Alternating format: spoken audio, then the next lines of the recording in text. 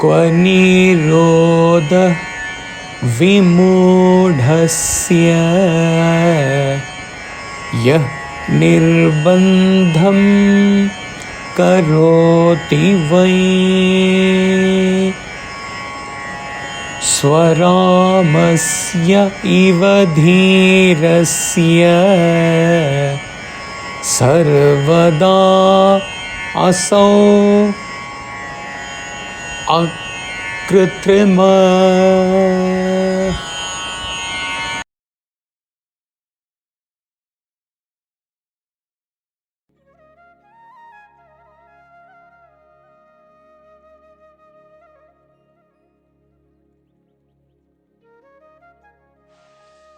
Where is the control of the mind for the fool who strives for it?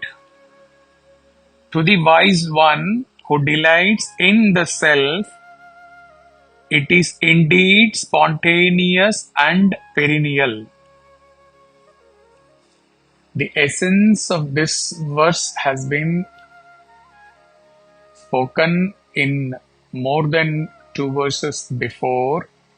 So we will just go through the commentary lines of Chinmayananda Swamiji. Ashtavakra has not finished explaining why he had a criticism of all attempts at mental controls. To control the mind with the mind is intellectual. It is the very nature of the mind that it should gush out to embrace the sense objects. Divorced from sense objects, mind has no existence at all. Fools alone continue striving in the control of the mind. So long as the striving exists, the mind continues, and therefore such an individual is characterized here as a fool. As a contrast to the foolish sadhaka, the sage indicates the condition of a wise man.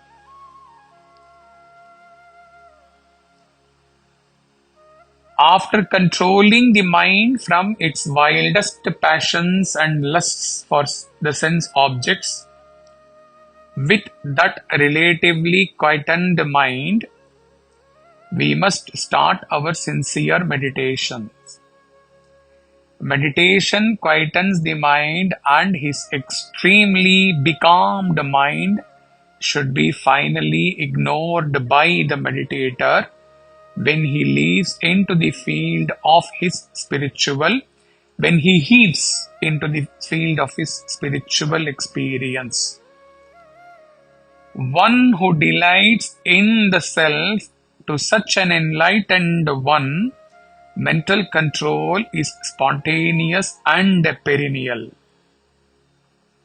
Inasmuch as he has risen above the mind, and in his realization has understood that the mind itself was an illusion.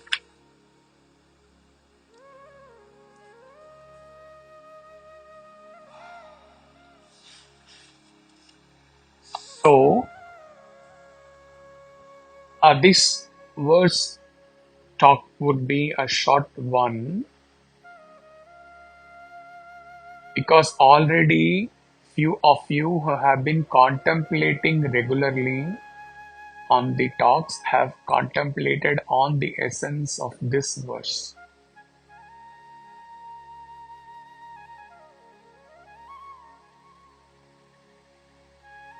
To control the mind, one has to only use one's mind to control the mind.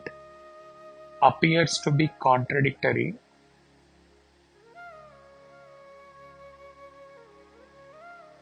but it is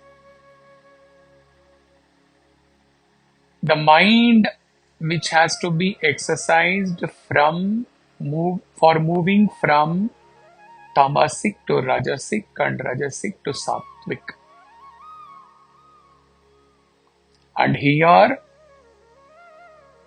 intellect plays a major role.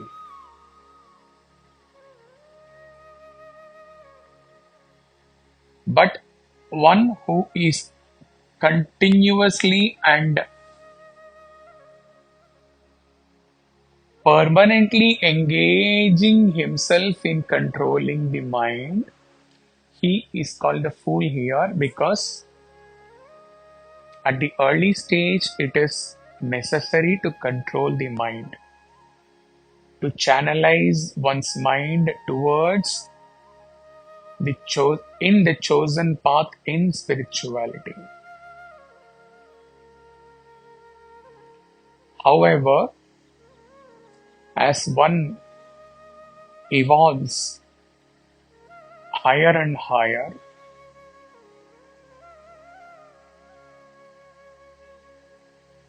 the need to deliberate and to control the mind has to leave, and one has to get into deeper contemplation, nididhyasana, to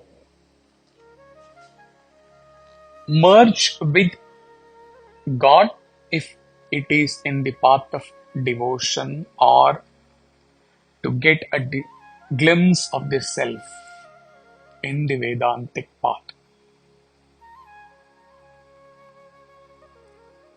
And sage gives an indication of such state when he says about the wise one who delights in the self, and for him the sage says the mind control is spontaneous and perennial. Always, always the mind is controlled.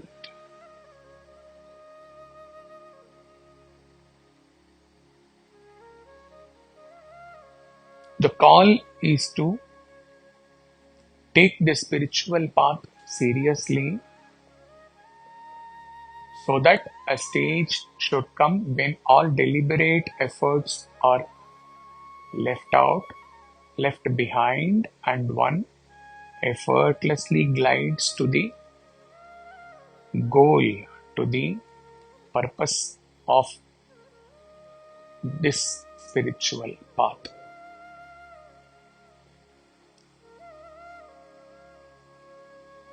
Hari Om Tat Sat.